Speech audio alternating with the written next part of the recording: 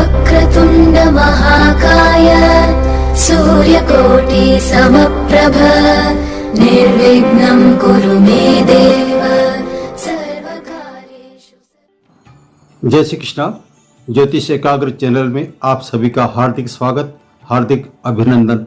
मित्रों, आप YouTube में हमारा ज्योतिष चैनल देख रहे हैं या फिर Facebook में ओम प्रकाश शर्मा के नाम से वीडियो देख रहे हैं, या फिर यूँ कहें कि Instagram में आप ओम प्रकाश शर्मा के नाम से वीडियो देख रहे हैं, तो तीनों में ही आपका हार्दिक स्वागत, हार्दिक अभिनंदन।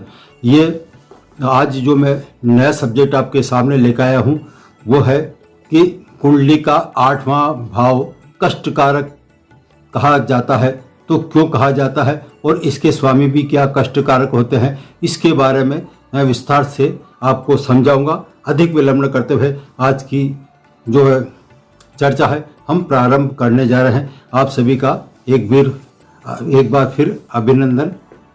मित्रों, ज्योतिष शास्त्र का हमारा एक सिद्धांत है कि कुंडली का, जन्म पत्रिका का प्रत्येक भाव जो होता है, जिस भाव से हम उसका विश्लेषण करने जा रहे हैं, जैसे प्रथम भाव से यदि हम विश्लेषण करेंगे तो प्रथम भाव से 12वां स्थान कुंडली का आता है। तो 12वां स्थान हम व्यय भाव कहते हैं, खर्चे का भाव कहते हैं। और इसी तरह से यदि आप तीसरे स्थान की विश्लेषण करने जा रहे हैं तो इसमें तीसरे स्थान से 12वां स्थान जो आता है वो कुंडली का दूसरा स्थान आता है। इसी तरह से यदि कोई कर्म भाव देखता है तो कर्म भाव जो है 10वां भाव कहलाता है। तो 10वें भाव से यदि हम विश्लेषण करते हैं, इसकी जानकारी चाहते हैं, तो 10वें भाव से 12वां जो स्थान आता है वो 9th हाउस आता है।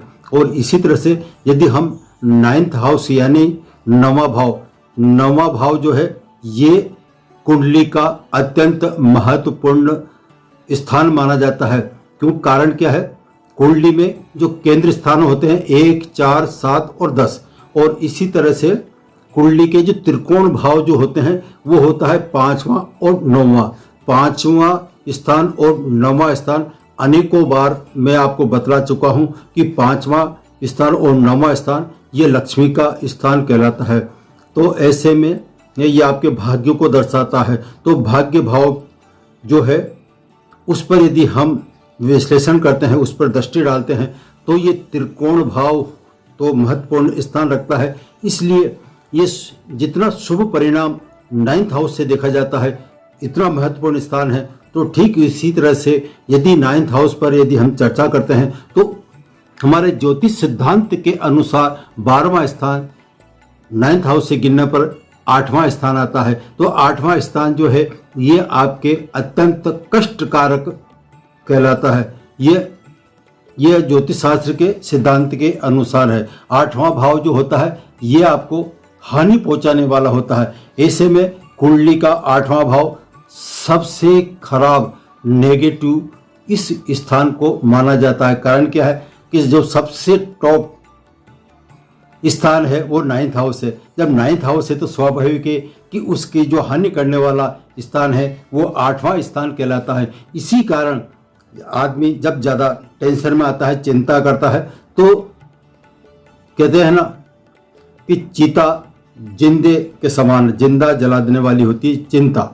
चीता तो मर्दों को जलाती है और जो चिंता होती है वो जिंदे को जलाती है, और जो चीता होती है वो मरे को जलाती है। इसलिए ऐसे में ये जो 8वां स्थान है यह मृत्यु का स्थान कहा जाता है। ये मृत्यु कारक स्थान है। आपके एक्सीडेंट, चोट चपेटी आदि जो है ये इसी से देखे जाते हैं। रिसर्च भी इसी से देखा जाता है। और यदि आप पैतृक संपत्ति की बात करें तो इसमें 8वें स्थान को हम ज़्यादा महत्व देते हैं। अब अष्टम भाव का जो स्वामी है वो परम अशुभ होगा। जब परम शुभ 9th हाउस होगा तो 8वां स्थान का जो स्वामी होगा वो परम अशुभ कहलाता है। उसमें 9वां भाव अर्थात भाग्य स्थान का व्यवेश जो हुआ, जो हानि करने वाला हुआ, वो ही प्रमुख कारण माना जाता है। इस प्रकार हम कह सकते हैं कि त्रिषड्या के स्वामी, त्रिषड्या जो बात चाहिए तो त्रिषड्या जो बनता है 6, 8 और 12। तो इनके स्वामी और केंद्र का मतलब 1, 4, 7 और 10, इनके स्वामी अधिक प्रभावी होते हैं। ये 8वां स्वामी यदि पापी होता है, और इसके जो कारण होते हैं कि 8वां स्थान कष्टकारक क्यों कहा जाता है, तो ये प्रथम तो ये आपके मृत्यु का स्थान कहा जाता है, और दूसरा जो है ये भाग्य भाव से 12वां स्थान होने का कारण, इसका स्वामी होने के कारण ये दुर्भाग्य को बताता है। जब 9th हाउस से हम भाग्य को देखते हैं तो भाग्य की जो हानि करता है तो वो दुर्भाग्य होता है, अपोजिट। इसलिए दुर्भाग्य को 8वां भाव दर्शाता है, और इसका जो स्वामी जहाँ बैठता है ये आपके दुर्भाग्य की ओर इशारा करता है। अब त्रिकोणों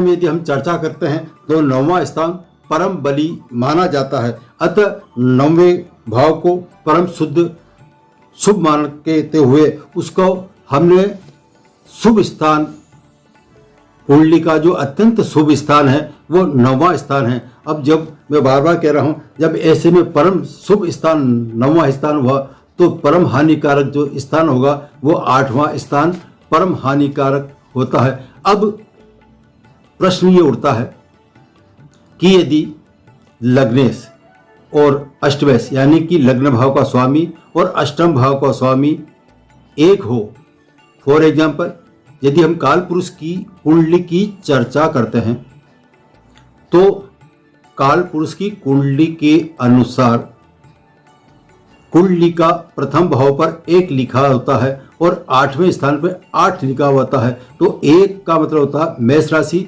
और 8 का मतलब होता है वृश्चिक राशि। तो मेष और वृश्चिक राशि का स्वामी मंगल होता है।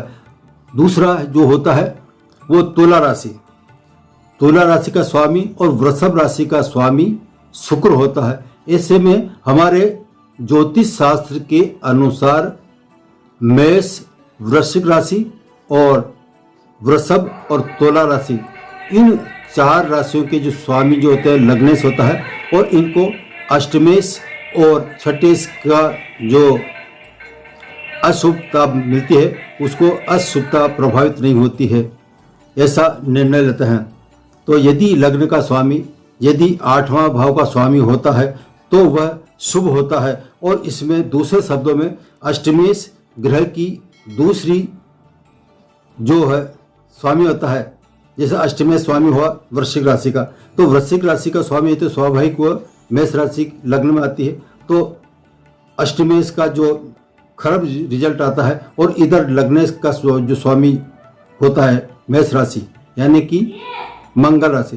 तो मेष और मंगल यानी कि 8वें स्थान का जो स्वामी होता है उसका स्वामी जो दुष्प्रभाव बताता है, और लग्न जो है ये कुंडली का केंद्र स्थान भी कहलाता है और त्रिकोण स्थान भी कहलाता है, मूल त्रिकोण स्थान। तो ऐसे में लग्न का जो स्वामी होता है वो शुभ फल देता है, ऐसा माना जाता है। कारण क्या 2 है, एक तो केंद्र का स्वामी और एक मूल त्रिकोण का स्वामी। ऐसे में यदि केंद्र का स्वामी जो मेष राशि बताई मैंने आपको, तो मेष राशि का स्वामी मंगल हुआ, और अष्टमेश का स्वामी जो हुआ वो आपका भी मंगल होगा। तो अष्टमेश जो हमारे इस चर्चा के अनुसार यदि अष्टम भाव का स्वामी खराब माना गया है, अत्यंत खराब माना गया है, और 9th हाउस से 8वें स्थान को जो हानि पहुंचा रहा है, तो ऐसे में यदि लग्न भाव का स्वामी भी इसी में होगा तो वो लग्न भाव अपना स्वाभाविक शुभ फल देता है। तो ऐसे में जितना अशुभ फल मिलने चाहिए थे वो अशुभ फल मिलने के बजाय इसमें शुभ फल मिलते हैं। कारण क्या है, मैंने बताया था मेष और वृश्चिक, इसी तरह से वृषभ और तुला, इन 4 राशियों के जो स्वामी होते हैं क्रम से मंगल और शुक्र, इनको अष्टमेश यानी 8वें भाव का स्वामी का और 6ठे भाव का स्वामी का इनको दोष नहीं लगता है। ये इतने अशुभ परिणाम देने वाले नहीं होते हैं, बल्कि शुभ परिणाम ही देते हैं। अब यदि हम अशुभ के परिणाम की बात करते हैं तो एक और उदाहरण बताता हूँ। कर्क राशि की यदि हमारे पास जन्म पत्रिका आती है तो कर्क राशि के हिसाब से शनि जो होगा वो आपके 7वें स्थान का स्वामी और 8वें स्थान का स्वामी होगा। तो ऐसे में 7वें और 8वें स्थान, क्योंकि 7वां स्थान हम मार्क स्थान कहते हैं, जब इसकी महादशा आती है तो ये मार्केश कहलाता है, और 8वें भाव के स्वामी जो होता है वो भी अष्टमा होता है। तो ऐसे में ये दोनों कर्क राशि के अनुसार शनि, जब इसकी महादशा प्रारंभ होगी तो शनि अत्यंत खराब रिजल्ट देगा। ऐसे में यह है 7वां स्थान और 8वां स्थान इसके लिए दुष्प्रभावी कहलाता है। इस तरह से मैंने आपको अष्टम भाव के क्यों तो दुख कारक होता है, क्यों कष्ट कारक होता है, और इसके स्वामी कब अपना शुभ फल दे सकते हैं और कब कष्टकारी दुखदायी परिणाम देते हैं, इसके बारे में चर्चा करें। तो आज इसके स्वामी होता है, अगला जो है अष्टमेश ग्रह की दूसरी राशि।